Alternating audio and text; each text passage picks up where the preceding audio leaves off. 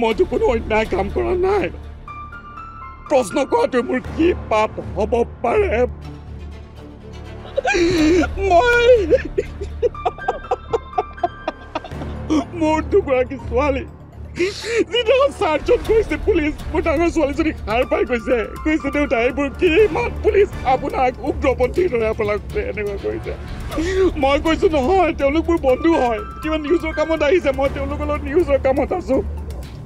মইতো কোনো অন্যায় কাম কৰা নাই অন্যায় নকৰো প্ৰশ্ন কৰাটো মোৰ কি পাপ হ'ব পাৰে মোৰ কি পাপ হ'ব পাৰে কিন্তু মই কৰি যাম প্ৰশ্ন লাগিলে সন্মুখত যিমানে বিপদ নহওক আৰু গতিকে মই ব্যৱসায়ত কোনো ধৰণৰ তেনেকুৱা জড়িত নাই আৰু যিহেতু আমাৰ গোটেই ছোৱালী দুজনীৰ কাৰণে যদি মই কিবা এটা কৰিব খুজিছিলো এই সম্পূৰ্ণৰূপে সততা আৰু নৈতিক নিষ্ঠাৰে মই ভাবো তাতে বৰ বেছি আপত্তি কৰিব লগা নাই যদি তাৰ পিছতো আপত্তি যদি হয় তেতিয়াহ'লে মই আৰু সেইবোৰ ক্ষেত্ৰত বিভিন্নজনে ঘৰ নিজৰ ঘৰটো মোৰ নহয় ঘৰটো মোৰ এইকাৰণে নহয় এইটো পৈতৃক সম্পত্তি এই ঘৰটো মোৰ নহয় পৈতৃক সম্পত্তিৰ ঘৰ আছিল সেইটো তাৰ পাছত যেতিয়া ভাই ককাইবোৰ আমাৰ বেলেগ বেলেগ হৈ গ'ল মোৰ ফালে চাইডত আছাম টাইপৰ ঘৰ এটা মোৰ হেৰিত পৰিছে কিন্তু যিহেতু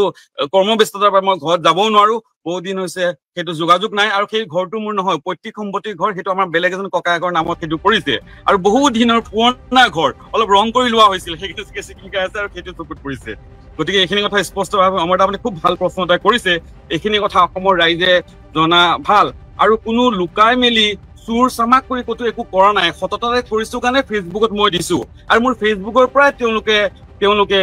এইখিনি লৈছে আৰু মই আৰু এটা বস্তু কওঁ আমাৰ প্ৰতিগৰাকী সাংবাদিক তেওঁলোক অলপ স্বাধীন হ'ব লাগে অৰ্থনৈতিকভাৱে স্বাধীন হ'ব লাগে আপুনি যেতিয়া অৰ্থনৈতিকভাৱে স্বাধীন হ'ব তেতিয়াহ'লে আপুনি আৰু বেছি শক্তিৰে আগবাঢ়ি যাব পাৰিব প্ৰতিগৰাকী সাংবাদিক ফাইনেন্সিয়েল চাউণ্ড হ'বই লাগে কিয় হ'ব নালাগে সাংবাদিকসকল মই সকলোকে মই সদায় পালে কওঁ আৰু মানে স্বাধীন হ'ব লাগে সাংবাদিকসকল অৰ্থনৈতিকভাৱে কিন্তু যিখিনি কথা এনেকুৱা ধৰণৰ ওলাইছে 6-7খন গাড়ী তেনেকুৱা 6-7খন গাড়ী নহয় বহু বছৰ আগতে মই কৈছো ইতিমধ্যে PPF একাউণ্টটো ভাঙি দিছো PFৰ পৰা যিটো পইচাখিনি পাওঁ আমি তেতিয়া চাকৰি এটা বাদ দিওঁ কোনোবা এটা হেৰি ডাঙৰ প্ৰতিষ্ঠানৰ পৰা DYৰ পৰা যেতিয়া বাদ দিছিলো ভাল পইচা এটা পাইছিলো আৰু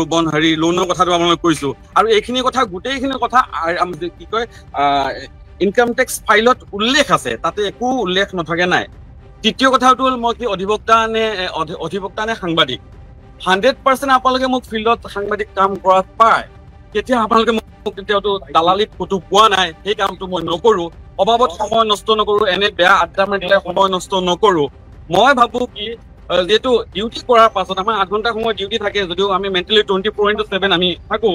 সেই ডিউটি কৰাৰ পাছত যিখিনি সময় পাওঁ সেইখিনি যদি মই কিতাপ যদি পঢ়ো সেইখিনি যদি মই চৰ্চা কৰো দুটামান কথা মই জানিব পাৰো তিনিও লগত যদি অকমান সহায় কৰি দিব পাৰো তেতিয়াহ'লে এইটো আমাৰ কাৰণে সহায়ক নহ'ব নেকি আৰু সেইটো কিবা আপত্তি থাকিব লাগে নেকি সুপ্ৰিম কোৰ্টে সেই বস্তুটো এতিয়াও বেন কৰা নাই সেই বস্তুটো যে এজন সাংবাদিকে হেৰি কৰিব নোৱাৰে আমাৰ আন চেটেলাইটতো আমাৰ কেইবাগৰাকী সাংবাদিক অধিবক্তা সাংবাদিক আছে তেওঁলোকে কৰে আৰু মই ভাবো আৰু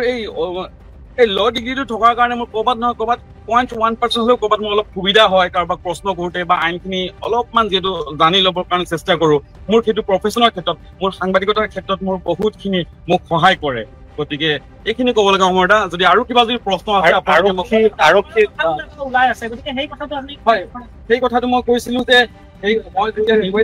মই এৰিছিলো তাৰপিছত মোৰ এতিয়া PF একাউণ্টটো মই ভাঙি দিছো উইথড্ৰ হৈ গ'ল তাতে মই অলপমান টকা পাইছিলো PPF একাউণ্ট আছে তাৰ পৰা মই টকা উলিয়াই লৈছিলো তাৰপৰা মাত্ৰ 10% এটা ডাউন পেমেণ্ট দি মোৰ দুজনী ছোৱালীৰ ভৱিষ্যতৰ কাৰণে দুখন কিনি দিছিলো গাড়ী দুখন ভাবিছিলো হয়তো চাগে কিবা ভাল হ'ব একো ভাল কোনো ভাল হোৱা এইটো ব্যৱসায় নাছিলে সাংবাদিকসকল ব্যৱসায় হ'ব নোৱাৰে কৰিব নোৱাৰে গতিকে ছোৱালী দুজনীৰ নামত কিনি দিছিলো বেংকৰ পৰা সম্পূৰ্ণ লোন লৈ কথা ওলাই আছে মোৰ 6-7খন হেৰি আছে 6-7খন কোনো তেনেকুৱা নাই উভলি যোৱা দুখন একদম ঋণগ্ৰস্ত সেই বিষয়টো গতিকে সেই বিষয়টোত যে বৰ কিবা চৰকাৰ যে কৰিব লাগে কিন্তু মই নাভাবো আৰু গোটেইখিনি ইনকাম টেক্স ফাইলত এইখিনি কথা উল্লেখ আছে একো এটা বস্তু মই কৈছো মোৰ জীৱনৰ কোনো এটা বস্তু লুকাই থকা নাই কোনো এটা বস্তু মই লুকাই নাৰাখো কাৰণ কি সততাৰে যদি আপুনি আগবাঢ়ে তেতিয়াহ'লে লুকুৱাৰ কিবা প্ৰশ্ন আছে বুলি মই নাভাবো আৰু এইখিনিৰ পৰা মই 2 পইচা পোৱা নাই চৰকাৰে যিমানখিনি পইচা পাইছে এইখিনিৰ পৰা চৰকাৰে যিমানখিনি চৰকাৰে টেক্সৰ ওপৰত টেক্স ফাইনৰ ওপৰত ফাইন